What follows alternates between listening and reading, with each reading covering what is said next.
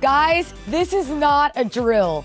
JoshtheRHONyStan is in the house. Josh, you're in LA. Thank you so much for coming today. Thank you for having me. I'm so excited to be here. I feel like important people have been here. Now, a very important person has been here. We were just saying allegedly Oprah filmed in this studio. I did not interview her, but I would love to do the reality of Oprah. I think you should. For now, I'm going to stick with JoshtheRHONyStan. For those of you that don't know, Josh's name is actually Josh Banfield. Is your name Joshua? Unfortunately, but we don't acknowledge that here. What's your middle name? Lawrence? Lawrence. Yeah. See, I listen. So you are in LA for the month, yes. And you are also my first interview of the year, by the way. Wait, so I love that. I couldn't wait to get you in and interview you in person. I know people have been like in our comments all the time saying that we need a podcast together. So yes. Maybe this is the trial run. Yeah. We'll see if we click. Yeah, maybe we'll hate each other. Yeah, maybe we'll never talk. We have after a massive this podcast. falling out after the podcast. Or maybe we'll have such great chemistry that we kiss. That we kiss. Heated Rivalry, which we'll get to that. Oh yeah, we will. Okay, let's explain how we met. And how did we meet? From you, because you were in LA and you just DM'd me and were like, hey, I want to go to something about her. Do you want to come? Because we were like online mutuals. And like as creators, I think we all kind of like I have so many friends that I've literally never met in person. Yes. So you invited me to something about her, which I thought was so nice. And I was so nervous. It did feel like a date almost. Because I'm like, I'm meeting this guy. It is, yeah. I'm meeting this guy I met online. Yeah. That might not end well for most. But yeah, we got a sandwich. Katie Maloney was there and like she hung out with us forever and was awesome. And then after that, you came to LA again for one. Guys, let me tell you something about Josh. First of all, he's psychotic. Not only has he been ordering espresso martinis and Diet Cokes at the same time since he's been in LA. How else are you supposed to stay awake? Sleep the night before? I don't know. But you're a yes man. And you were in a point of your life where you were like, I'm just going to fucking say yes to everything. And Josh got invited to a Vanderpump Villa event in LA. He flew into LA from New York in the morning. We went to the Vanderpump Villa event. He took me as his +1 and he left the same night. That was the craziest thing I've ever done in my life. That's not a short flight. I didn't sleep for like several days because I don't really sleep the night before flights. And I just didn't sleep for a while. But it was so worth it. I mean, we got to see Stassi. She knew who I was. We got to see LVP, even though I was not happy with her at that time. And I'm still not. But it's fine. It was a cool event. And it was like a very intimate event. And that's when I like picked you up from the airport. You came to my house. You met my boyfriend. And that's when I felt like, all right, we're like friends now. Yeah. Yeah. And then obviously BravoCon was just. BravoCon, we were not apart for more than like 25 minutes at a time. I do have BravoCon withdrawals. Yeah, I know you are having them as well. It took me, I would say, probably a month to adjust back to normal life. Like I was just like in bed, sad, being like, where are my friends? Why are my friends not in bed with me? But now I'm back. Okay, so you're living in LA for a month. Yes. You and your friend Krista, who is here in front of us right now. We're staring at her off camera. And she's so gorgeous. She's single, everybody. Yes, so go on Josh's Instagram, find Krista if you are a single man.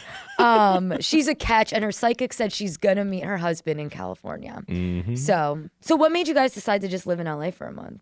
We both were going through some personal things, some personal transformations, some personal changes, and we were like, why not? We're both people who have always wanted to be out here, but have always been too scared to like do it permanently, and that's still kind of the phase of life that I'm in. I love it out here. I love coming. I say yes to any opportunity that I have to come out here and hang out, but I'm just not 100% sure that I'm capable of leaving the East Coast fully.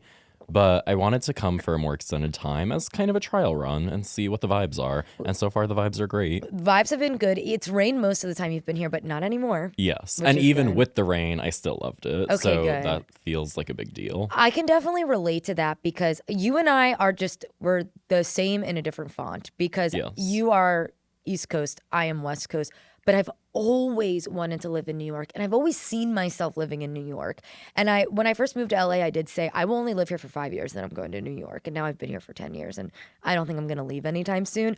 But you guys kind of inspired me of like, why the fuck wouldn't I just go even 2 weeks, just rent an Airbnb in New York, just to like see what it's like. Like, should. I can do exactly what I'm doing here in New York. So maybe in the spring I'll be coming to you should. from and New York you have City. very New York vibes. When I first came across you on the internet, I just like thought you were a New York person. I take that as a compliment. Oh, I mean, I'm from it Philly, is. so it's not too far off. But tell me about what you were doing before TikTok, because it blows me away. It's like the weirdest thing ever. Yeah, I was a political operative, a little strategist in the world of democratic politics, and I'm much happier now. Yeah, but it's like a really smart sounding job. Yeah, I like to think so. It I wasn't is. actually doing anything that was that important. I worked on campaigns, I worked in agencies, and it was kind of miserable. Well, and that's good that you got out of it now. So you're doing Yes. this TikToks and content creating full time. Yes, so after the 2024 election, I dipped out full time from my politics job, but then I kept it part time until September. Since September 16th, this has been my main thing. Yay. And I love it. It's been great. That was, I mean, perfect. Like, do this full time. Then you go to BravoCon like a month and a half after, and you're Yes. like, that was very validating, and I think it was for you too. Totally.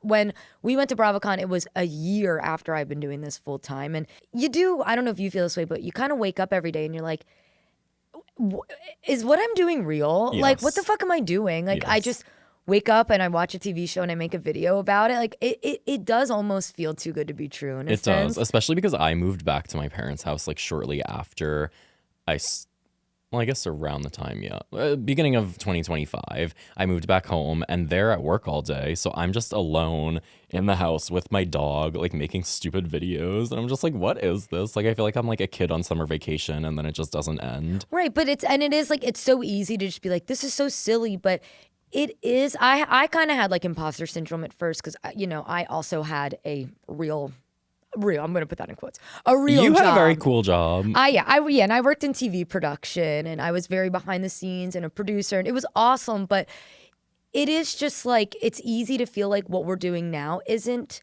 a real job. But I had a friend tell me one time, like, you have to move with the times. And like, this is what the people want right now. And if you're the one that's giving it to them, if you're providing this service, like, if you can't beat them, join them, I guess is really what it is. No, it's true. So and I do like to think when I'm being nice to myself, I like to think that I try to talk about reality TV in a way that is like somewhat productive. Like, I think that I do advocate, I like to think anyway, for like being more empathetic towards the people on it. And like maybe that would make a person more empathetic in their day-to-day life. I also feel like I'm good about calling out like misogyny and racism in reality TV. And I think there is definitely an audience that doesn't feel like a lot of the other creators are doing that. So I like to think that I'm like contributing to society in some tiny way. No, you literally are. Like, when we were at BravoCon, like, people were coming up to you like, thank you for always standing up for me. And, your comment section was the comment section that Sierra stood up for Vanita. And like, you have these videos where people feel it's like a safe space. And there's enough people out there that are talking shit on these reality stars. And it's like, I do think that we go about it in a different we're way. Gentle. We don't assume the worst in everyone's right. intentions. What's the not like diplomatic, but I mean, I think that's accurate. Yeah. For you anyway. You're I'm diplomat. not always diplomatic. No, I think I am. Not to certain people. Okay, just to backtrack a little bit. So you were working in politics before TikTok. Yes. What made you start making content? I was really miserable in my job and I'm like a workaholic. So I have no boundaries and I would just have my laptop open until like 11 p.m. just like doing things that I should not have been doing in terms of work, just constantly working. And I was like, I need a hobby that is going to get me to close my computer or at least do something else on it that is not this job that I fucking hate. So I was already watching a lot of Bravo at that time and I was like, I'm just going to start posting about it. Just to have literally something to do at night to force myself to stop working and thinking about politics. And then all of a sudden I was making money off of it within like 4 months of posting consistently. Wow. Like, it was very fast. So I was like, okay, I'm going to keep doing this. 4 months? I didn't realize it was that quick. That's amazing. I mean, I had posted a little bit before, but like that's when I November 2023 is when I like bought my ring light and was like, I'm actually going to like make an effort to do this. I was posting sporadically before it's that. serious when you buy the ring light. That was my big like formal thing. I was like, I'm buying the fucking ring light and I'm going to do it. And then that was November. And then by like March, I think I was in Creator Rewards program. What was like your first viral video that you remember? I had a few like before that point. I feel like around Scandival, I maybe had like one or two just like being Team Ariana, but nothing that was, in retrospect, they weren't viral at all, but they felt viral in the moment. Yeah. And then the thing that really like popped off for me was Vanderpump Rules season 11. And that's kind of when everything came together for me. I feel like that's when I found my audience of like the girls, and a lot of the internet was not being that nice to Ariana and Katie that season, and I was, especially Katie. Yeah. And I was the pro Katie voice in the room, and that made people follow me. Yeah, Josh is JoshtheRHONystan, but he's also Josh the Maloney stan. Yes. She's like my favorite reality TV person ever. Okay, you know what? And she's definitely up there for me as well. I love Katie. And when we met her in person, and something about her just made me love her. She's even amazing. More. Yeah, she's great. So I have some juicy questions for you. You don't have to answer if you don't want to, but I just will never talk to you again if you don't. Okay. What are some like Bravolebrities or reality stars that are in your DMs? Not like flirty, but just like who does anyone DM you? I mean, I've become friendly with the Southern Hospitality people, so them mostly. I've had some polite interactions with West, but the Housewives have never really been in my DMs. Somebody asked me that recently. The only housewife who ever DM'd me was Lisa Barlow, and she was not happy with me. And I was so scared and I blocked her. Okay, I was wondering if you were going to say that, which is interesting.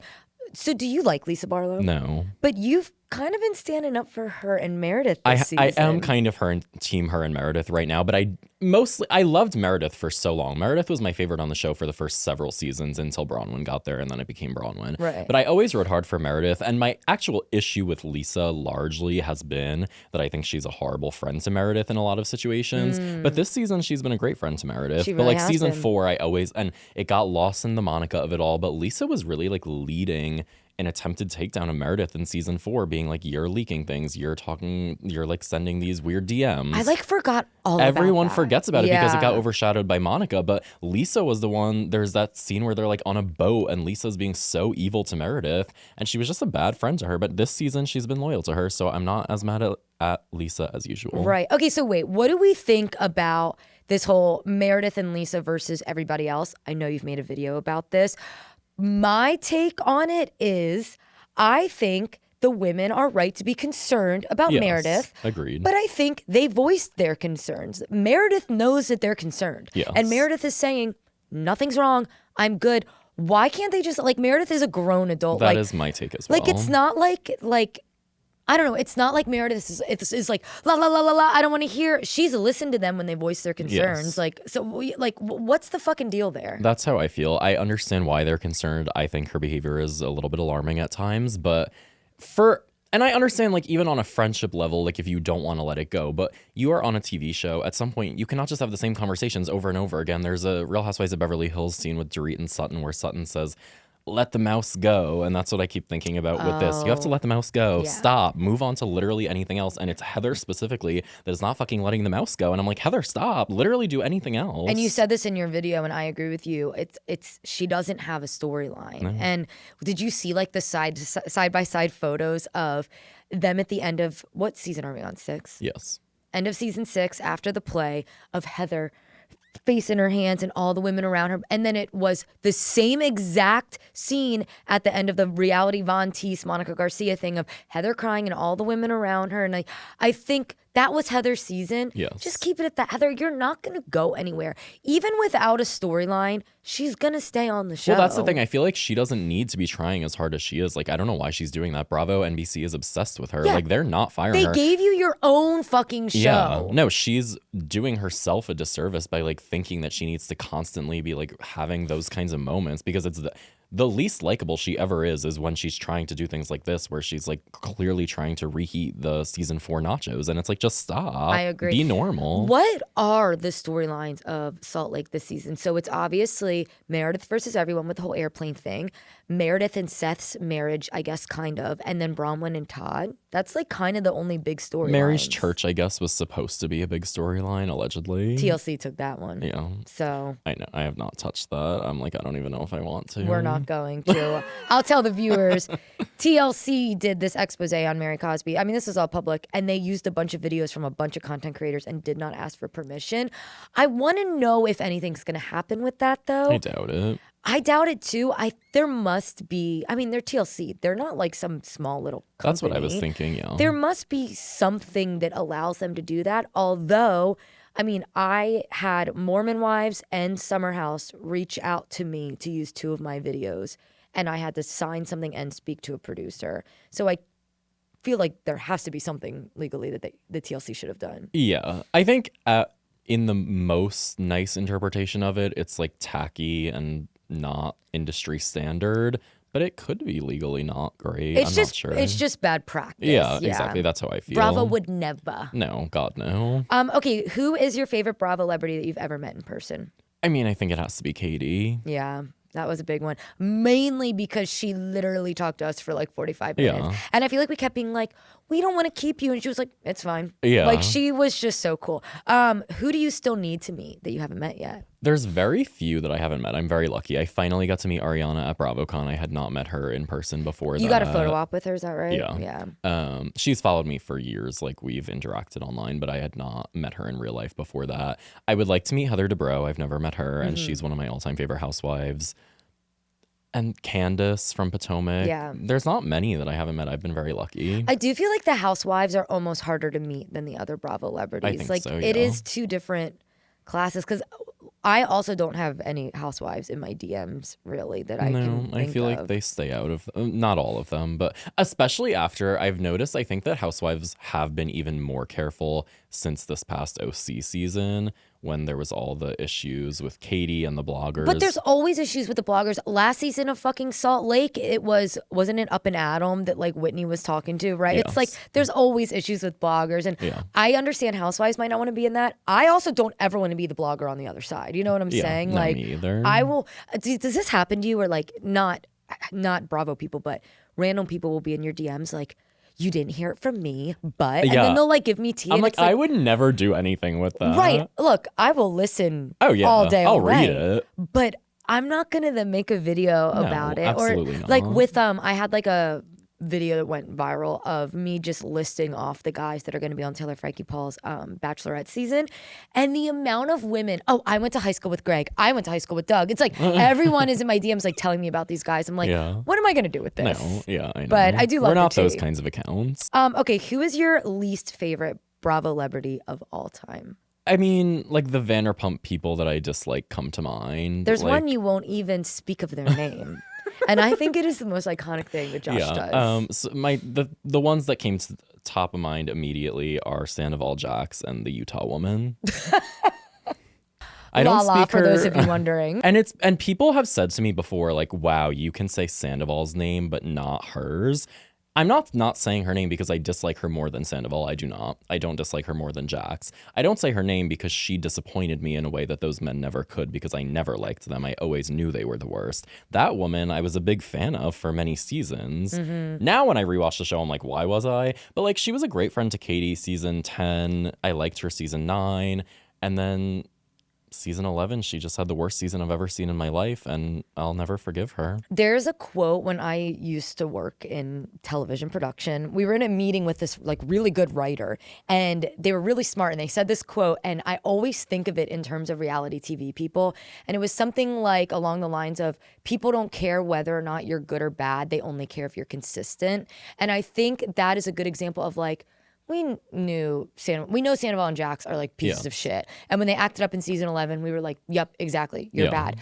But it's when you're inconsistent, which is what Lala was. Sometimes she's a great friend, sometimes she's not a good friend. So I think that's valid of, you know, you just expect more out of people. Because like I also that. ride very hard for the people that I like on the shows, and you know that, like Katie, Ariana, Paige. Like, I'm very loyal to Sierra. I'm very loyal to all of these people, and like will go to the ends of the earth to defend them. So then when somebody like switches up, I'm like, oh, because that woman, almost said her name. She would show up if you said it 3 times. She would spawn in the middle here. Yeah, and I don't want to get popped. Yeah, are you trying to get popped, or are you trying to get along? Yeah, no, not trying to get popped. I'm actually surprised she's never tussled with me in the comments. Well, Josh, I like relentlessly talk badly about her. I just saw a clip that she did on her podcast where she spoke on the phone with 3 Lala haters, and they told her why they hated her. And like they were like, you know, I just didn't like the way you acted in season 11. Da, da, da. And I'm thinking to myself, one, everyone would obviously know it was you just based off of your voice, but you needed to be on that phone call. If she was a real one, she would have contacted me. Would you do something like that? If she contacted you and was like, I want to talk to you about why you don't like me, would you do it? Yeah. I don't love... So it's on her podcast. I guess then there's the opportunity for it to be like edited in a misleading way, or like I would look weird for participating in her podcast potentially. But I would love to tell her why I dislike her. Put your money where your mouth is. Yeah. You know what I'm saying? No, I'm down for a confrontation. Okay. Heated rivalry, but with Bravo. Okay. Who are you casting? First of all, I just want to show you. I'm obsessed. Love Shane Hollander. He's perfect. Sorry, what was the question? Bravolebrities that you would put in Heated Rivalry. So there's two answers. I wanted to ask you, are you aware of the Bronwyn and Whitney shipping? Yes. Okay, this is all over my For You page, is edits of Bronwyn and Whitney. I'm into that. Me too. So that's the boring answer because that's something. But they're not like rivals though. No, I mean, this season they've tussled a little bit, but no. And the answer that I actually have are not rivals either.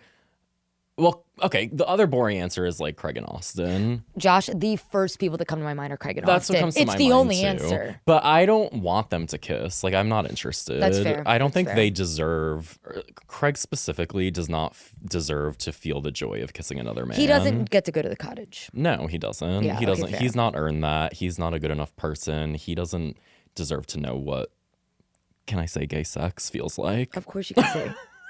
I'm not homophobic. Okay, so Craig doesn't deserve that. The ones that came to my mind, I was like, who are like good people theoretically that like I would be happy for them if they kissed?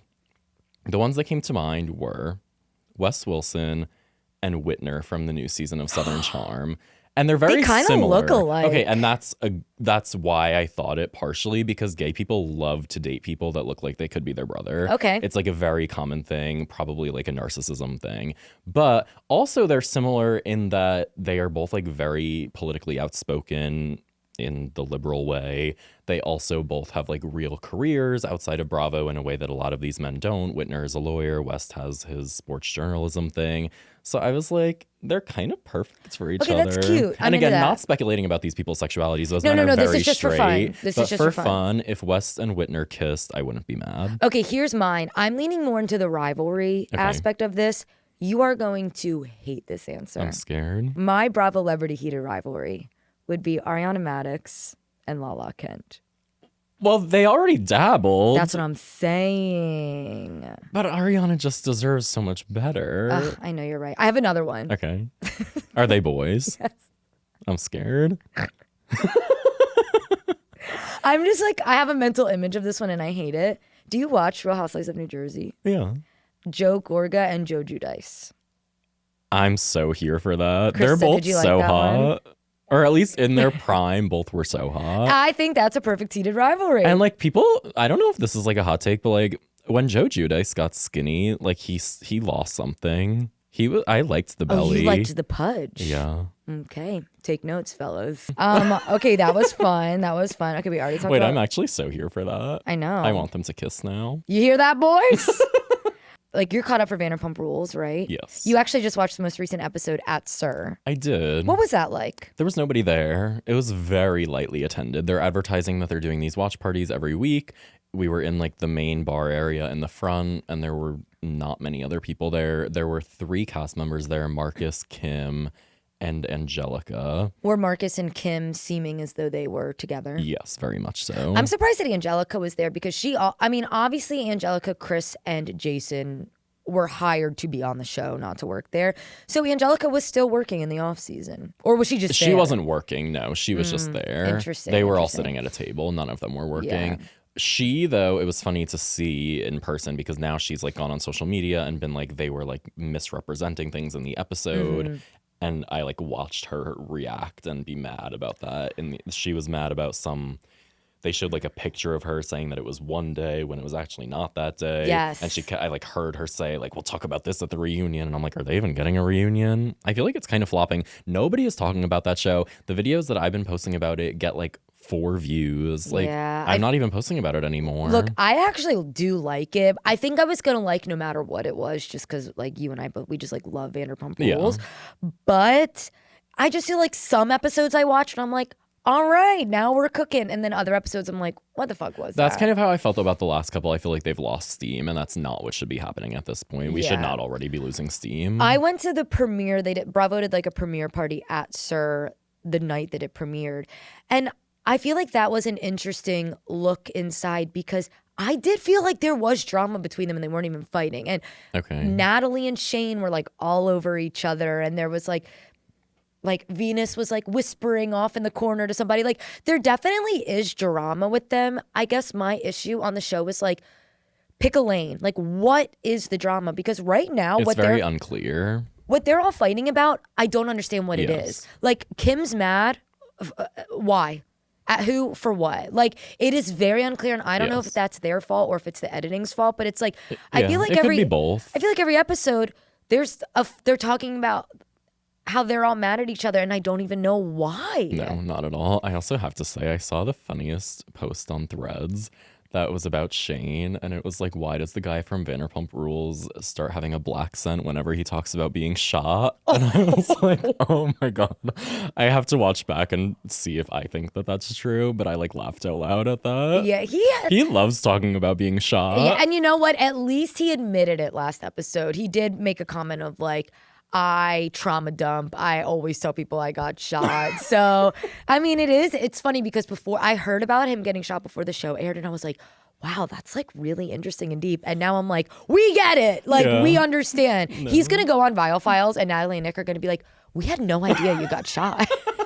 They're like, how was the bullet? What did it look like? Why do you have Band-Aids tattooed on you? We have no idea about that. Well, I mean, I heard the explanation, and I'm still a little confused by the Band-Aids. Because that was where he got shot. Yeah, but I feel like that's tacky. I shouldn't be judging victims of gun violence. I stand with victims of gun violence. I advocate for gun control. Yeah, don't clip this out of context, please. We can't afford a scandal right now, okay? Please. No, we can't kick off 2026 with a scandal. No, we literally we can't handle that. There are people I do like, though, from Vanderpump. Yeah. I really like Natalie. Me too. I really like Venus. I didn't at first, but I do love Venus. Yeah. Love Audrey. Me too. And I like Chris. Oh my God. I know. I don't. I know. But here's why. I think Chris was on Netflix shows and people didn't fucking like him. Like, I did know that he was like a fuckboy, but I don't know. Maybe he's putting it all on for show, but I feel like between him and Jason, like he's way better than Jason. I thought looking or in personality? Personality. I thought Jason was so cute. And then I fear he lost it all when he opened his mouth. He's such a fuckboy. Well, I don't feel like either of them have personalities personally. Okay, maybe I just like Chris because I love Audrey and I feel like he's being good to her. He helped her move. So far, yes. That's nice. I'm sure it'll change. Yeah, it probably will.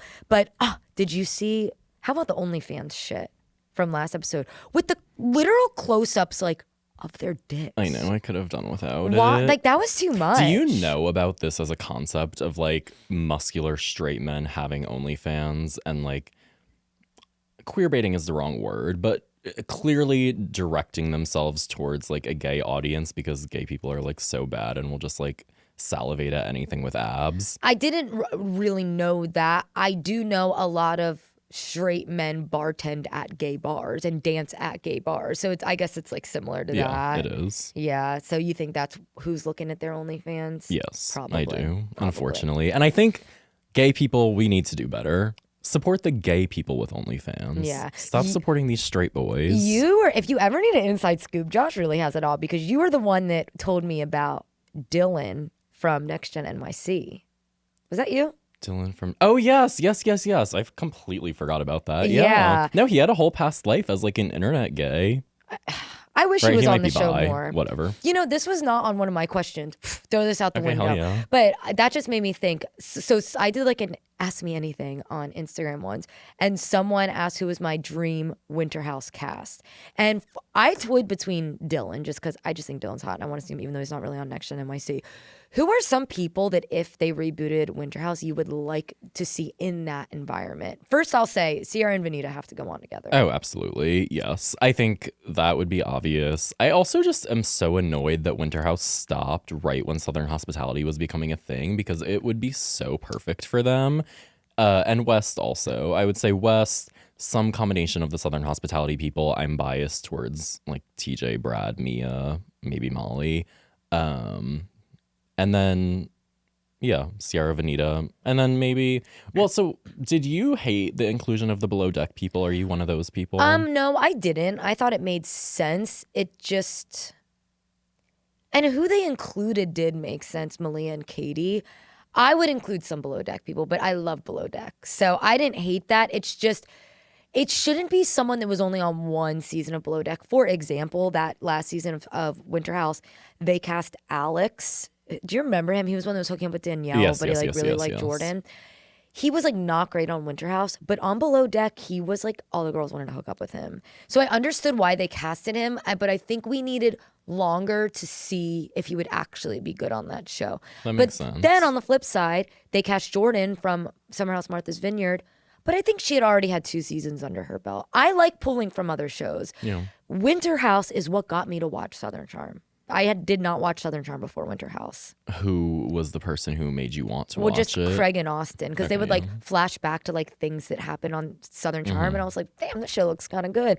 And my mom at the time was like, oh, Craig is just so cute and is sewing, and she doesn't necessarily feel that way anymore. But my mom was like obsessed with Craig, so I was like, well, let me see what this guy's all about. Moms love Craig, not mine. My mom actually has a lot of discernment when it comes to Craig. She clocked him early. My mom loved Craig and loved Craig and Paige together, but I do believe we are a Team Paige household I at love this that, moment. as you should be. We did buy a pillow from Sewing Down South, though. I bought it for her for Christmas last year. I've been to Sewing Down South. It's fine. Yeah. I went. I haven't been, but the pillow is kind of nice.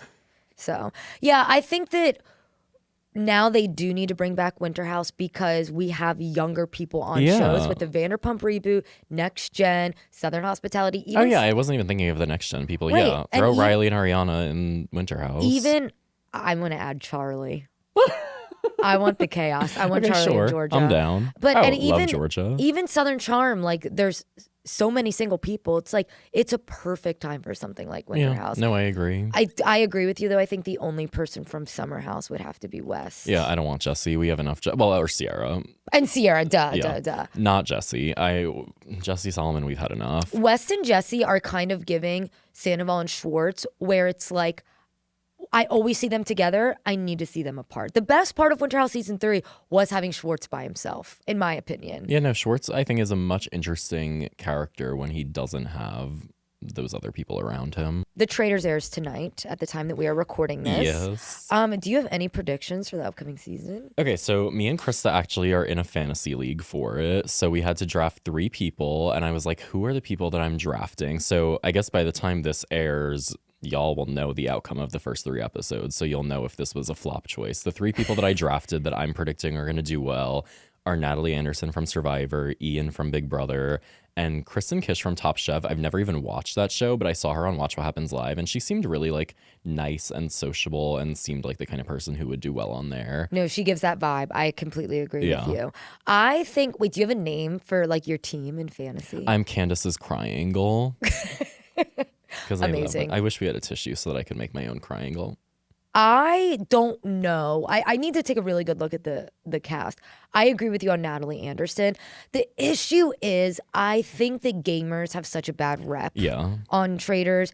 Gamers and Bravo people. I think there's too many Housewives this season, and I think that people are going to assume there's a big Bravo alliance. I'm sure there will be. And I'm sure there will be. And then yeah, I mean, the gamers are they're going to be gaming. I just feel like from last season, they might not do well.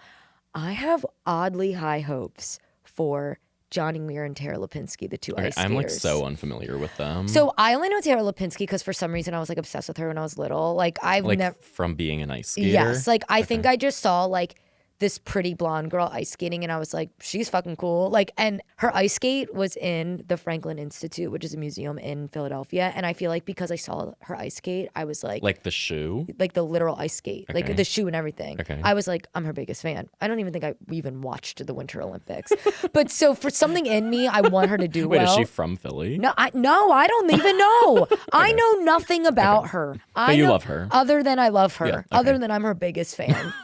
I know nothing about her. I love that. Well, I'm excited to get to know her. And if she's horrible, I'll hold it against you personally. Yeah, God, please. I hope she doesn't have like a bad showing this She's season. like racist. Yeah, horrible. I know. But in the preview, there was like a sneak peek preview, whatever.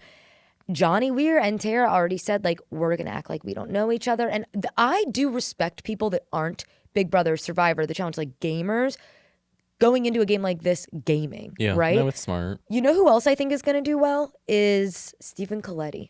I don't know anything about him either. He's the actor. He's so hot. He was from Laguna Beach. But That's he is also an show. Actor. Yes, it's a reality show. Oh my God. Sometimes I forget Josh is in his 20s. Sweet, sweet Lord. But he was also in One Tree Hill, which I'm sure you've also never seen. So he's an actor. He's an actor. Okay. But reality star first. Okay. Don't you forget it. Okay. But I think he's going to be a similar vibe of like Pilot Pete, Dylan Efron. Like, and he's so cute. And like, okay, sorry, take it down. No, sorry. Something came over me. But I think that people are gonna like, I think he's gonna do well. I do. I think Mama Kelsey is not going to do as well as people think she's going to do. I thought about drafting her, and then I decided against it because I feel like she would be an easy person to kill early, and be like, they love doing the early kills where they're like, oh my God, who would ever want to kill her? She's such a sweet lady. Right. And I think there's so much speculation of like, they're not going to want to kill her because of the Taylor Swift fans. I don't think people in the castle give a fuck about that. Yeah, but I don't think who so. knows? It's pissing me off as a Philadelphia Eagles fan that everyone is calling her Travis Kelce's mom because she's Jason Kelce's mom. Oh. Do you know who that is? Yeah. Wow, you think so low? I love sports. Do you see my outfit? And you know what? I'm wearing a shirt. Let me tell you something about Josh. I learned last night that Josh is the biggest baseball fan ever because we're watching The Masked Singer at the reality bar. And spoiler alert for Masked Singer, the first person unmasked is David Ortiz from the Boston Red Sox. Josh was like flailing around like a little girl, like screaming and like, oh my God. Tell me about your baseball love. I don't watch baseball. Why do you love him him as a so child much? because he was around like in like peak of my baseball fandom, and I was a Yankees fan, so I should not be fangirling over David Ortiz. He was the enemy, but he was great. He would hit a bunch of home runs. He's Big Papi. He's like so fun. And I just loved him. He's so sweet. And I just recently watched a documentary about the Red Sox, and he was in that. So he's very top of mind. I like watching baseball documentaries. I like consuming content about baseball. I like going to games. I don't really watch the games on TV, but I'm also writing a gay smut baseball book right now. Tell us about that. I don't want to give too much away. I don't want to also act like I've done much because I'm only about a third of the way into it, but that is like the main project I'm working on right now. But Josh, even writing that first word is like more than most people can say. I think a lot of people in this world are like, maybe I'll write a book someday, right? And then they never do. So a third of the way done is like a huge feat. Thanks. I'm excited about it. And it must be known that you started writing this gay smut baseball book before Heated Rivalry came out. And it's going to be so annoying when people think that I just did it because of Heated Rivalry, because no, I've been working on this for like 4 months. It's okay. Timestamp this podcast episode. Yeah, well, exactly. I think that's going to be awesome. I'm really excited. It also has a reality TV angle. So it's like a little bit reality TV, a little bit baseball, and a little bit of like blowjobs in bathrooms. I'm locked in. Easily. Easy. What's your favorite baseball movie? Do you have one? My favorite movie of all time is The Sandlot. I don't know if I've ever seen that. Well, they used to make us watch. Okay, I went to baseball camp as a child, and when it would rain, they would put us in the gym and make us watch The Sandlot. And I don't like old media. It came out in like 1993. Then you don't like me. I'm old media. I like can't watch things from like before 2000. Okay, that's fine. Except Grease. I love Grease. That's my favorite movie of all time. Josh, you're killing me. Love Olivia Newton-John. Do you watch Toy Story? Yeah. Wasn't that before 2000? Yeah, I get, okay, maybe like 1995 is my cutoff. I'm going to kill myself. That's crazy. Hold on, I need to see when The Sandlot came out. Isn't there 1993. I was right. Isn't there a scary scene with a dog? Yeah, but it's not a real dog. If you would watch to the end, it doesn't end scary. The dog was misunderstood, much like Ben the Primate. Wait, I'm still sad about Ben. We have to talk about Ben before we finish this podcast. Josh, Krista, and I went to a screening. It was TikTok did this thing with Paramount where they did like a secret screening and for TikTokers and content creators. It was really, really cool. All we knew is that it was going to be a horror movie. We saw Primate before it came out, and it's about this family monkey, chimpanzee, if you will. He's their pet. His name's Ben. They love Ben.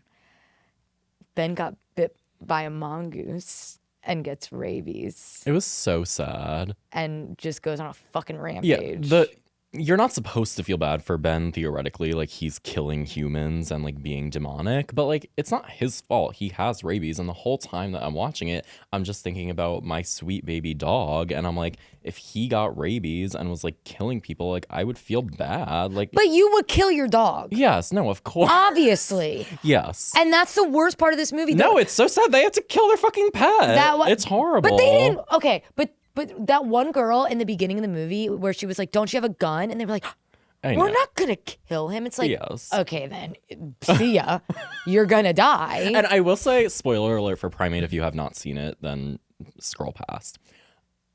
At the end of the movie, the whole family that had this chimpanzee as a pet survives. All of their friends and people in their inner circle die. And I thought that was kind of unfair. I actually completely agree with that. The family should have to suffer the consequences of their pet being a demon, not the people around them. Yes, I agree. Like, it was supposed to be like a happy ending. I'm like, you had guests over. Yeah, every and they single all one died. And you're just like smiling as the sun rises. Okay, I'm actually so glad that somebody else thought that. Well, and Dan, my boyfriend, in the car on the way home was like, that was so unrealistic. And I'm like, you mean the whole fucking movie? And he was like, no, monkeys are so incredibly strong. He was like, the fight scene at the end between like the daughters and the monkey, like the monkey could have killed him in like 2 seconds. Like it was just silly. But it was the most sickening movie. And I don't love horror stuff. Me either. It wasn't even necessarily scary. It was just really gruesome. And at one point, I had my eyes closed, but then I looked next to me and Krista had her ears closed. And I'm like, wait, that's a great idea. I'm going to close my ears too. Even plugging my ears, I could envision every disgusting fucking thing. Because this monkey wasn't just punching people in the head. He was doing some savage shit. Yeah. It was really, really disturbing. It was really disturbing. I would not recommend the film. I would also not recommend ever getting rabies. It didn't look like it. And I texted so many people after I got out and was like, make sure your pets have their vaccines. Like, this is serious shit. Not that I have no idea if this is an accurate depiction of rabies, but make sure your pets don't get rabies. It's the only depiction I know. Yeah, so no, me too. If rabies get close to you, your fucking scalp's going to get ripped off and thrown off the side of a cliff in Hawaii. That's just what's going to happen. That's what's going to happen. It's true. I don't want to end, but I guess we should wrap this up. Do you have anything else you want to say? Did you finish Heated Rivalry? I was really hoping you weren't going to ask me that. Well, I'm glad that I did then. How far in are you? I did not finish it yet. Let me explain. Yeah, please. Over the holiday break. Okay, so I don't have Netflix because I'm on my family plan, and every time I go to watch Netflix, it's always like, you're out of the household. You know what I mean? It's like, I can never watch it. Mm-hmm. So when I'm home in Pennsylvania, you better believe I'm just watching Netflix the whole time. I'm getting my fill. So I spent pretty much the whole break watching America's Sweethearts about the Dallas Cowboys cheerleaders. Highly recommend. Josh. I'm like completely unfamiliar. Josh. It's amazing. It's a reality show? Yes. Docu-series, but it's like pretty much a reality show. Anyways, and I'm convinced someone on The Masked Singer, the snow cone, is Victoria from America's Sweethearts, Dallas Cowboys cheerleaders. So just keep that in mind. Anyways, so I was watching Netflix the whole time. Finally, by the time I finished all my Netflix watching, it was time for me to go back to LA. And I'm like, oh, great. I have a whole flight ahead of me. I'll watch Heated Rivalry. I posted on Threads, can I watch Heated Rivalry on a plane? Everyone flipped the fuck out. You better not fucking watch that on the plane. If you want to get kicked off the plane. So I couldn't watch it. You wouldn't get kicked off the plane, but you might it's something you should experience alone. Yeah. So I started watching it. Then I get back to LA and I had a New Year's party to plan. Look, I'm just really trying to say I am But an you ally. started it. Yes. So I just finished the episode of where Shane and Ilya are not in the episode. It's Okay, the Scott and strawberry Kib. juice guy and hot. Those men are your type. Yeah. Well, okay. Shane is my favorite, but Scott is a close second. He's hot. Yeah. No, he's perfect. And I wasn't expecting a standalone episode. That caught me by surprise. So you'll understand why. Okay, so I just finished that one, so I think I'm only 3 episodes in. Which there's only 6 episodes. I don't know why you're it's taking halfway me through. so long to finish. No, but you should prolong it. The season 2 is not coming until 2027. Great acting. Oh, they're incredible. Like amazing acting for. I love a show where you've never seen anybody on TV ever before, and now they're just like it's truly their big break. Yeah, it's a cultural phenomenon. It is. Why did it just like get big randomly?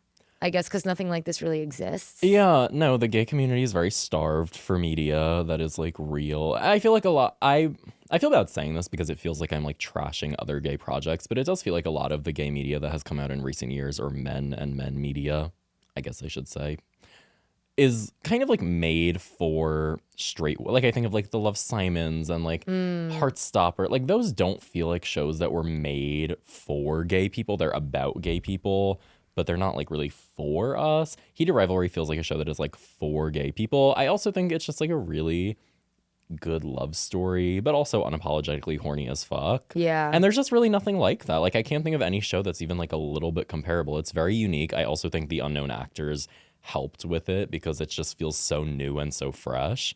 And yeah, it's just so good. It does make you want to go watch a hockey game too. Yeah. Maybe we should go to a Kings game while you're here. No, we should. Should we? Do you want to come, Krista? Oh my God, that actually sounds like a great idea. Okay, my homework will be to finish Heated Rivalry.